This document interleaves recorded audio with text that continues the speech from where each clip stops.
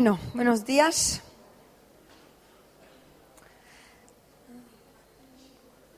Espero que cada uno de nosotros estemos con el corazón abierto y deseosos de escuchar lo que Dios quiere decir a nuestra vida. Amén. ¿Cuánto creen que Dios quiere hablar a nuestros corazones cada vez que nos acercamos a Él? Amén. Pues en esta mañana yo voy a hablar acerca de la unidad, hermanos. El Señor ha puesto en mi corazón ese pensamiento acerca de la unidad. Y claro, si pensamos en la unidad, ¿en qué pensamos? ¿No? ¿De qué estamos hablando realmente cuando hablamos de unidad? ¿De quién hacia quién? En el diccionario, la palabra unidad, la definición que encontré, es propiedad de todo ser, en virtud de la cual no puede dividirse sin que su esencia se destruya. Unión o conformidad. Y la palabra unión, que es la definición de unidad, tiene otra definición. Acción y efecto de unir o unirse. Conformidad y concordia de los ánimos, de las voluntades o dictámenes. Acción y efecto de unirse en matrimonio, puede ser otra definición. O grado de perfección espiritual en que el alma se une con su Creador y solo aspira a cumplir en toda la voluntad divina. En el diccionario es lo que encontramos cuando buscamos la palabra unidad. Cuando buscamos la palabra unión, encontramos todo esto. Si se habla de unidad, entendemos que estamos hablando del ser uno con alguien, de unirse a alguien, ¿cierto? Y de encontrar una unidad, una conformidad, una acción, un deseo, una voluntad de unirme a esa persona. ¿Por qué? Para no perder la propia esencia. Porque es la propiedad del ser. Y en el momento en el que pierde la unidad, ha perdido su esencia. Su esencia se ha destruido. ¿Cuál es nuestra esencia? ¿Cuál es nuestra esencia, hermanos? Primero somos hijos de Dios, ¿cierto? Si somos hijos de Dios, para no perder nuestra esencia como hijos de Dios, deberíamos de esforzarnos de ser uno con nuestro Creador. Y de desear, como decía el diccionario, con todo nuestro ser, de hacer la voluntad de nuestro Creador, puesto que somos uno con Él, que queremos ser unidos a Él. Pero también, si somos hijos de Dios, somos parte del cuerpo de Cristo, ¿verdad? Somos parte de la iglesia, somos parte de la familia de Dios. Y como parte de la familia, somos uno dentro de la familia. Y tenemos, como hijos de Dios, que buscar la unidad dentro del cuerpo de Cristo. Y me gustó una de las definiciones que hablaba del unirse en matrimonio, porque es un principio bíblico y también es una tercera unión, una tercera relación que nos corresponde como hombres y como mujeres. Si lo estamos viviendo, si lo viviremos, os casaréis, no os preocupéis. Porque una tercera unión a la que se refiere la palabra de Dios en cuanto a ser uno es la unión entre el esposo y la esposa, entre el marido y la mujer. Un principio muy claro y parte de la voluntad de Dios para sus hijos. Es su voluntad que sus hijos se casen, pero que sean uno dentro del matrimonio para no perder su esencia como matrimonio. Amén. Entonces, si os parece, vamos a mirar con la Biblia cómo buscar la unidad en estos tres tipos de relaciones. Hacia Dios, hacia la iglesia y hacia nuestra esposa o nuestro esposo. Amén. Si tenéis la Biblia, la podéis abrir en el Evangelio de Juan, en el capítulo 17. versículos 19 y 20. Y son un poco los versículos base que vamos a usar, pero vamos a leer unos cuantos más. Juan 17, 19 y 20.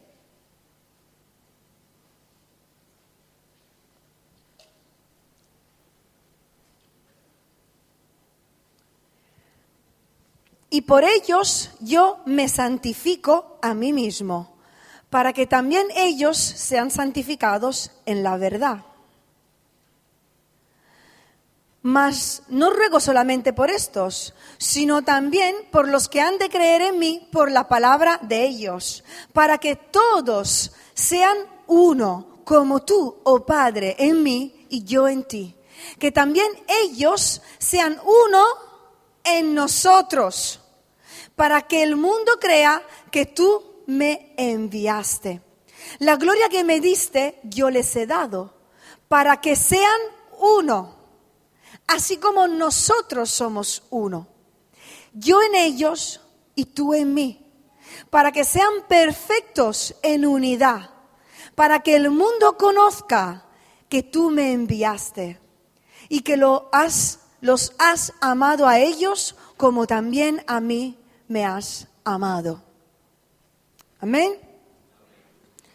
Para que todos sean uno, como el Padre con el Hijo, así el Hijo con ellos y ellos entre ellos. Y dice, para que ellos sean uno en nosotros. Y ahí está hablando del Padre y del Hijo.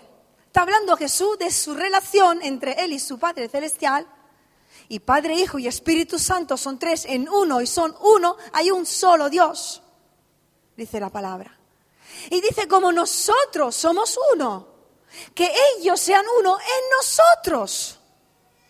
El deseo de Jesús era que sus discípulos y todos los que iban a creer llegasen a ser uno en Dios. Amén. Este es el deseo, esa es la voluntad, ese es el propósito del por qué Cristo vino en esta tierra. El propósito del por qué Cristo murió en una cruz. Para reconciliarnos con el Padre, para que pudiéramos ser uno con Dios. Y la Biblia nos invita a buscar esa intimidad. Nos invita a buscar esa relación. Nos invita a buscar una unión especial entre nosotros y Dios. Porque es nuestra esencia. Es nuestra identidad. Ser hijos de Dios. Amén. Somos hijos de Dios. Y entonces un hijo, como dije hace 2 semanas, quiere ser como su padre. Un hijo de Dios quiere ser como Dios. Y la presencia de Dios en nuestra vida, Cristo, después de haber entrado en nuestro corazón, nos impulsa a ser como Él. Nos impulsa el Espíritu Santo a buscar la presencia del Espíritu Santo.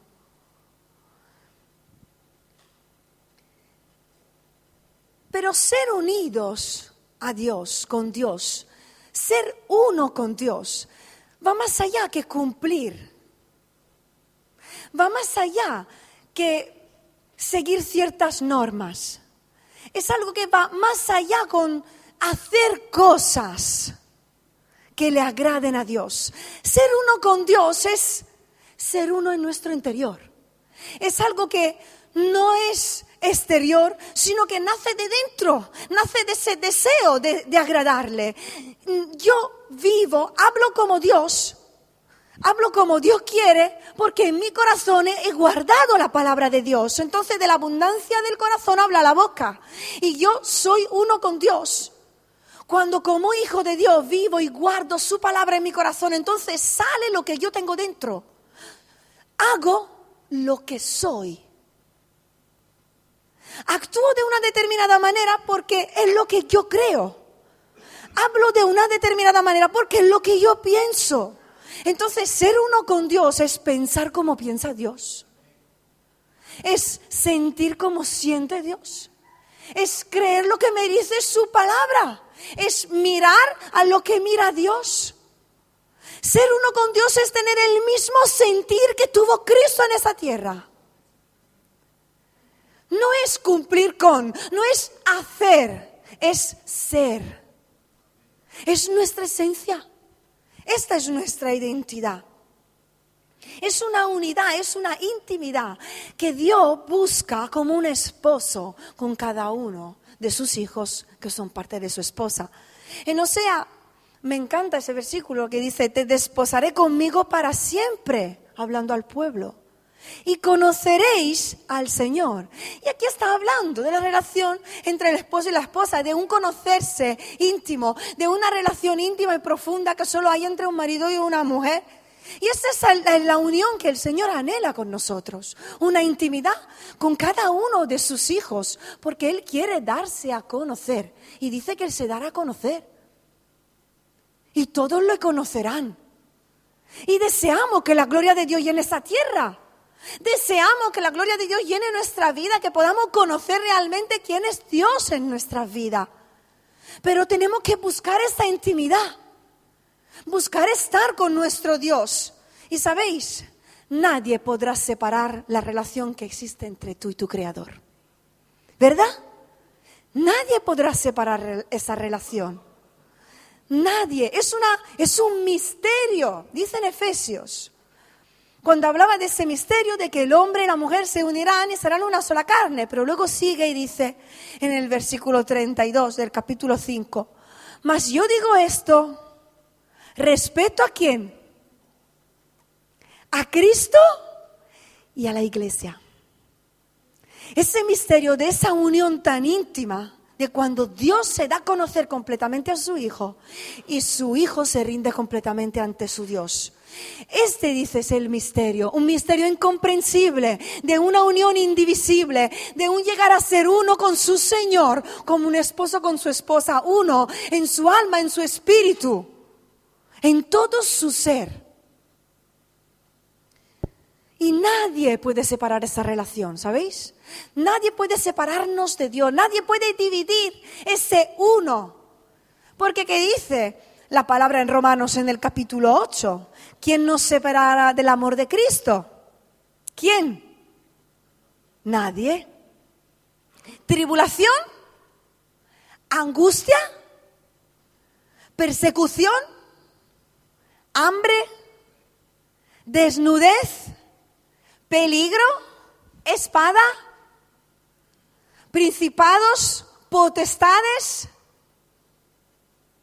Nada ni nadie nos podrá separar del amor de Dios. Los obstáculos, las pruebas no nos separan de Dios. Si nosotros decidimos alejarnos porque no somos capaces de entender que para los que aman a Dios todo viene para bien, es otra cosa. Pero las pruebas, las angustias, las aflicciones, las tribulaciones, los obstáculos, ¿nos separan de Dios? No, al contrario. Si en medio de la prueba nosotros buscamos a Dios, la prueba nos acerca más al Creador. ¿Cierto? Es completamente al revés. Las pruebas nos acercan a Dios, intimamos más con nuestro Señor, superamos obstáculos más con Dios y le conocemos más y vemos su poder y vemos su fidelidad, porque el poder y el amor de Dios son aquellos que hacen posible y indivisible esa relación entre nosotros y Dios. Amén. En cuanto a ese poder llegar a ser uno entre Dios y nosotros, en realidad no depende de nosotros, depende de Dios. Esa relación tan inseparable es posible por el amor de Dios que nos ha unido.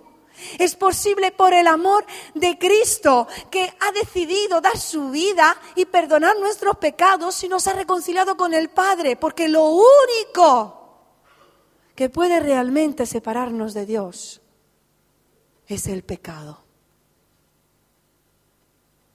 Nada ni nadie tiene poder para separarnos de Dios. Solo el pecado en nuestra vida. Porque Dios no puede comulgar con el pecado. Y si nosotros somos hijos de Dios y somos uno en Él, tampoco deberíamos comulgar con el pecado. Deberíamos desear no hacer nada que nos separe de Él. Nada que nos separe del amor de Dios. Porque Dios con su amor y con su poder, Jesús con su amor y con su poder, quiere unirnos al Padre continuamente.